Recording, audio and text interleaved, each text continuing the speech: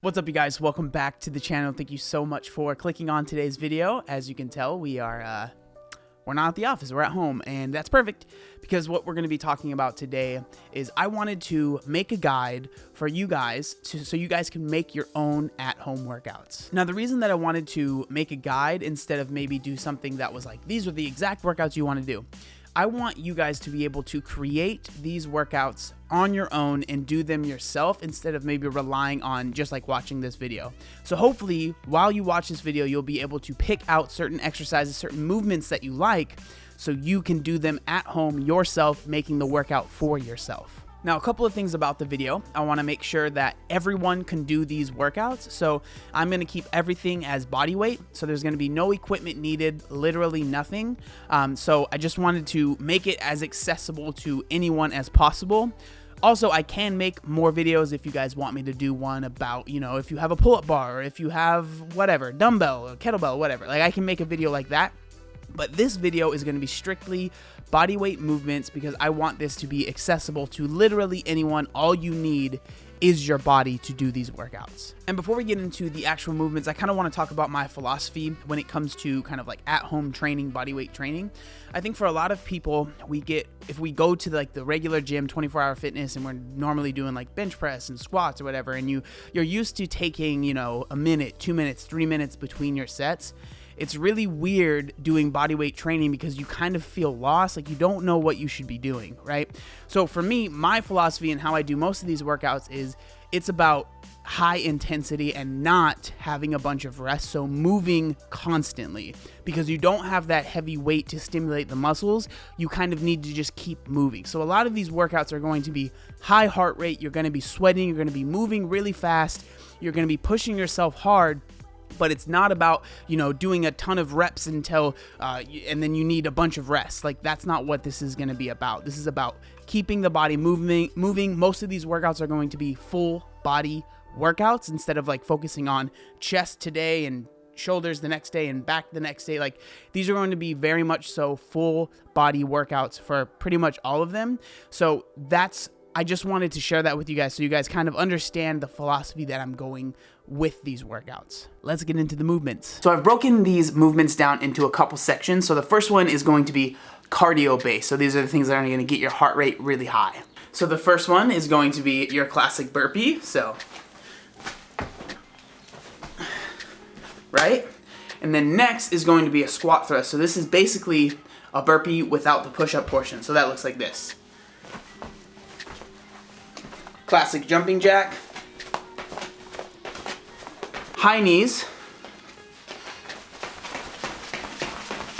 and then we have mountain climbers. Now this is a good way if you are like in an upstairs apartment, you can't make much noise, you can do these.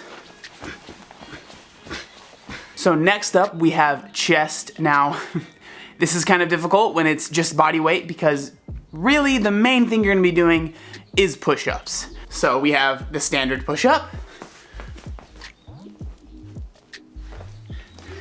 If push-ups are a little bit too difficult for you right now, obviously you can always do the knee push-up. And then if you want to do different variations, hit different parts of your chest, you can do a decline push-up, you can do an incline push-up. So basically a bunch of different variations of push-ups. Next up, legs. Now with legs, you definitely have a lot more variations of stuff you can do. So first you have the classic air squat, right? And then you have a lunge. Lunge. And if you want to spice both of those up, you can add a jump to it. So a jumping lunge would be like this, right? And then a jumping air squat. Those can be really good to add extra cardio into your workout. And then if you want to add some hamstrings or glutes, you can do glute bridges on the ground. I'm gonna be honest, I don't really do those very often. Now next up is going to be what is definitely the hardest thing to hit while you are at home without any equipment, and that is back.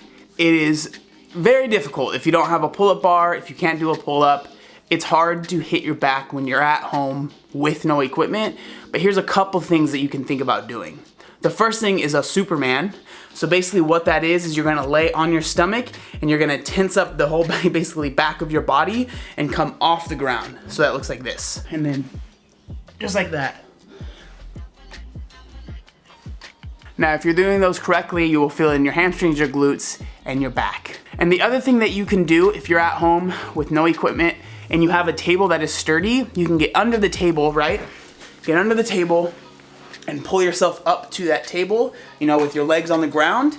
So that'll simulate kind of like a row. If you really, like, I would really suggest trying to either find a pull-up bar that you can like mount up in your house, or you could even try and fill like a backpack or something up with weight of any kind so you can do some type of rowing with that. Because it is very hard to hit your back when you're at home and you don't have a pull-up bar or anything like that. That's definitely one of the more difficult things to do. And then next up, I have core. Now, we all know there's a billion different things you can do for core, but here are just a couple things that I thought of. So first, classic sit-up, right? And then next, any sort of plank, elbows. You can do side planks. Any type of plank, there's like a billion of them. Next up is going to be a tuck up. So, just like that. And then a Russian twist. You can obviously add weight to the Russian twist to make it a little bit more difficult.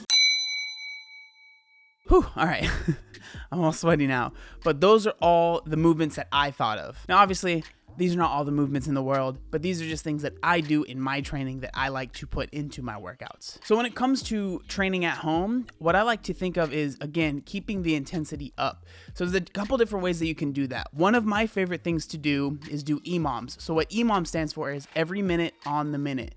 So a good EMOM that I'll do is, say, the first minute I will do 10 burpees. So in that minute one, I'll do 10 burpees and then you rest for the remainder of that minute. And in the second movement or second minute, you'll add a different type of movement. So add maybe, say I'll do 20 air squats in the second minute and I'll just rotate between those two things. So it keeps the intensity up and it keeps you motivated to try and hit that number in the minute. So you're not just kind of standing around when you're at home. So EMOMs are a really good way to add volume and add intensity to your at-home workouts. Another really fun way to do at-home workouts is think of them as AMRAP. So what AMRAP means is as many reps as possible.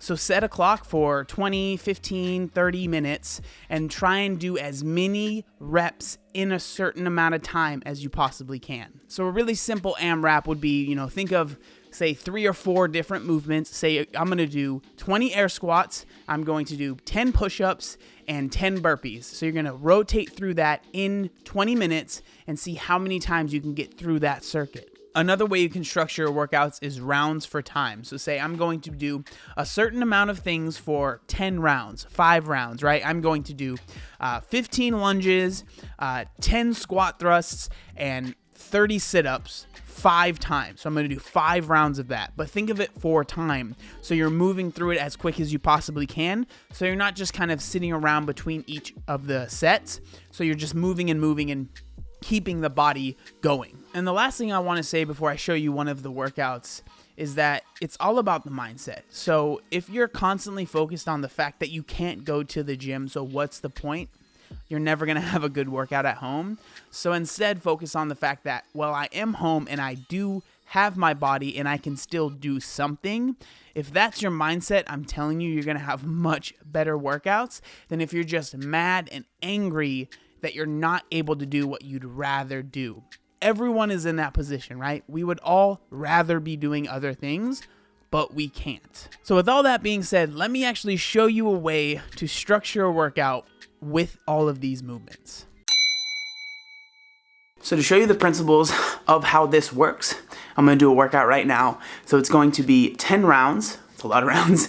10 rounds of 20 mountain climbers. So what I'm going to be doing is, the way I'm going to be counting that is that each time my right knee comes up, that's going to be 1. So it's going to be like this. 1, 2, 3, 4.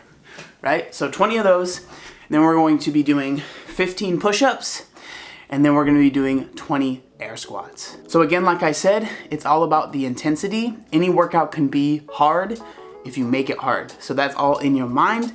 push yourself, and you can have a good workout. Let's do it.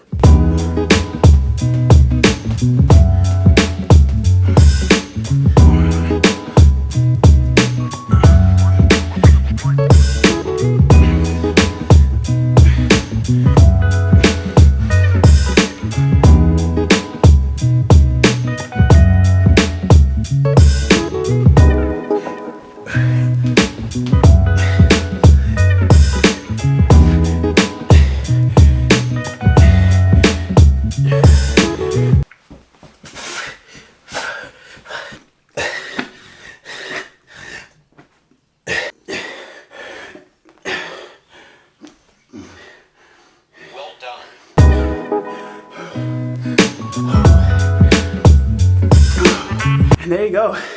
Took me like 20 minutes and 15 seconds.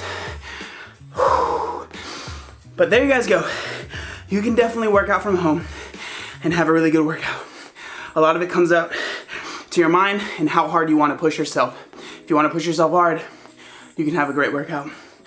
Hopefully this video helped you guys out. Thank you so much for watching it. Make sure you like, comment, and subscribe. There's one other thing that I wanted to say. Oh yeah. Look how buff I am. Ugh. And sweaty. Obey the warning signs, and when there are flashing lights or wigwags, don't attempt to cross until they come to a complete stop.